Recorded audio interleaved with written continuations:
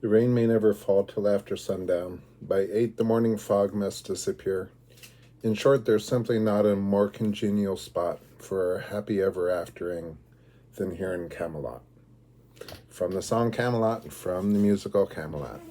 I could have recorded this a week ago, but it's May, and the days alternate between busy, windy, and hot. It's windy today, and I was thinking it would be too loud to record in the park. My daughter pointed out I could record the video, then do the audio on top. She suggested not going for a walk in the park because it's dry and windy and the branches could fall. But I took my chances. How big could the branches really be? I know at least one person who might just listen to the video instead of watching it because the visual bounces up and down as I walk. Hopefully most people are okay with that. Shortly after college, I returned to the high school I had graduated from 5 years earlier.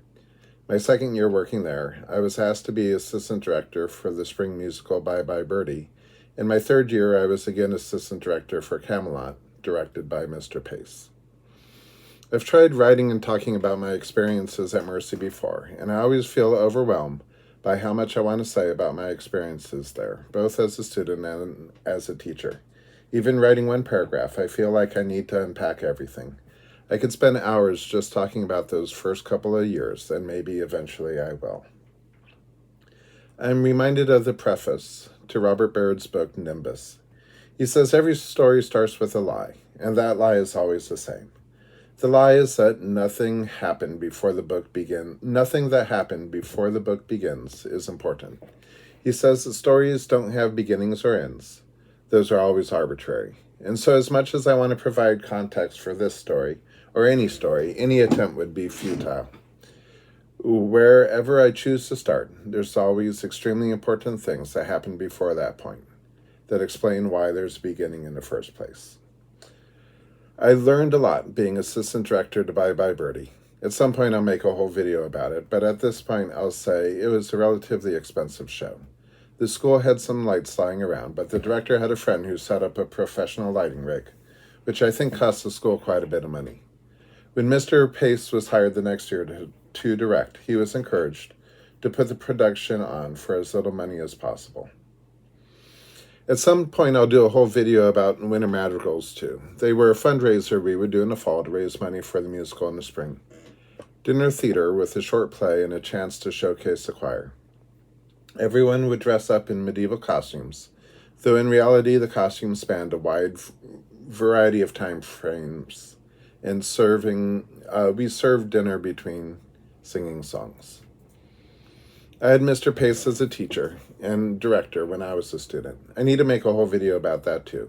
And there are half a dozen other videos I need to make to offer context for the start of this story. But the story has to start somewhere, so I'm starting here. I try and fail to make these videos 5 minutes long.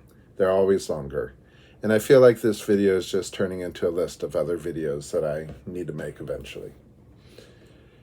Mr. Pace said one of the reasons he picked Camelot that spring was because the costumes were already made. He already had chairs he could use as thrones, already had banners from the madrigal that he could reuse for the show. He had pre-made backdrops that he could use. He knew how to use what lighting the school had to make sure the cast could be seen. And really, the only cost of the show was going to be the rights to perform it. I asked Mr. Pace that year, as we were working on the set, why he poured so much time and energy into the productions at Mercy. I knew he wasn't getting fair compensation for the hours he invested.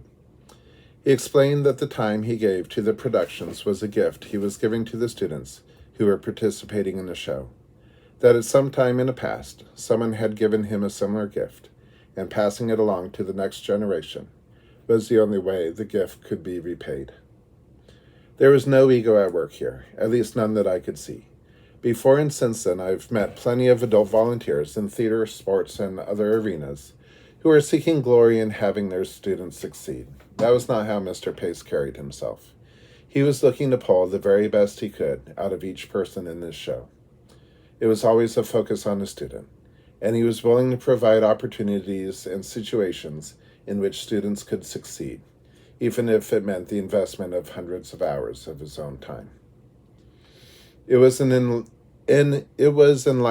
to come back to the school I had graduated from. Over time, I learned that it's not uncommon for students to view their teachers differently as graduating seniors than they do as incoming freshmen.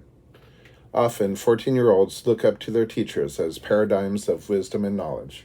Then 4 years later, see those same adults as only obstacles in the way of graduation, especially in May. I've been thinking about this lately, how by May, everyone in education, students, teachers, parents, admin, they're all just waiting for the year to end. One of the cool things about returning was I got to know many of my former teachers as peers and friends. They became more human to me. As a senior, I got to know their weaknesses only too well, but as a peer, I realized everyone had weaknesses and that I was lucky enough to have worked with and been taught by a group of people whose strengths, on averages, more than compensated for their weaknesses. They were fleshed out. It's a cool opportunity for a new teacher, just learning how to capitalize on my strengths and learning how to compensate for my own weaknesses. Mr. Pace never fell off that pedestal for me. Professionally, he was always brilliant and wise. It was a pleasure to work with him, and I learned so much about theater and working with teenagers from him. But more than anything, the altruism that guided and motivated him has always been aspirational to me. It's been a gift that I feel I can only repay by trying to be altruistic towards others. More on Mr. Pace in the next video.